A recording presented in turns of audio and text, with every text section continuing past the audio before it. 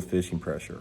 And the thing about why fishing pressure is more intense and the bass are more educated than ever right now is because we have so many people.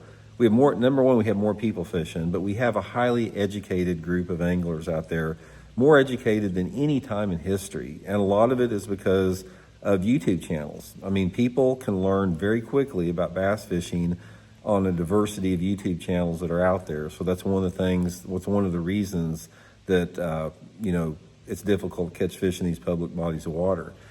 Okay, now, one of the things I want to talk about is when you're fishing a heavily public body of water that has obvious good-looking places on it, you've got to make adjustments in order to catch fish on those places. Now, the places I'm talking about, number one would be like a riprap bank.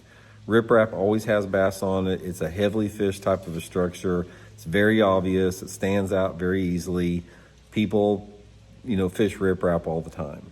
The second type of area would be places that are close to a major tournament site or a big launch ramp. Because if you have a big launch ramp, guys, there's a lot of tournaments that usually go out of those launch ramps, and there's a lot of bass that are released there.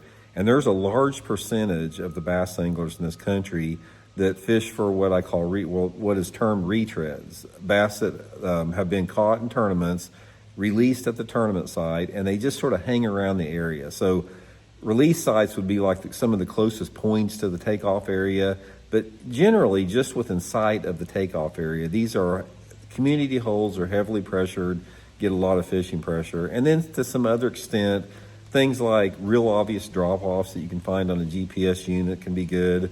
Any type of man-made structure, like sometimes even boat docks are like that. But primarily, when I equate community holes and heavily fished waters, I think of riprap and areas right around the takeoff.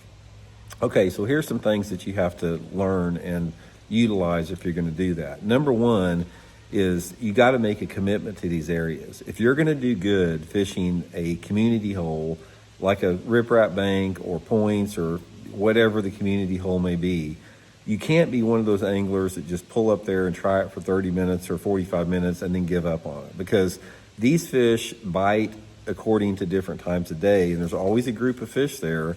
So the number one thing that separates people that do good on heavily fished areas versus not is they go there and they stay all day. And once you're there all day, you just mentally have to make that adjustment to say, okay, I'm going to fish this point or these 2 or 3 points all day long. I'm going to fish these 10 boat docks all day long. I'm going to fish this riprap bank all day long. So if you make that commitment,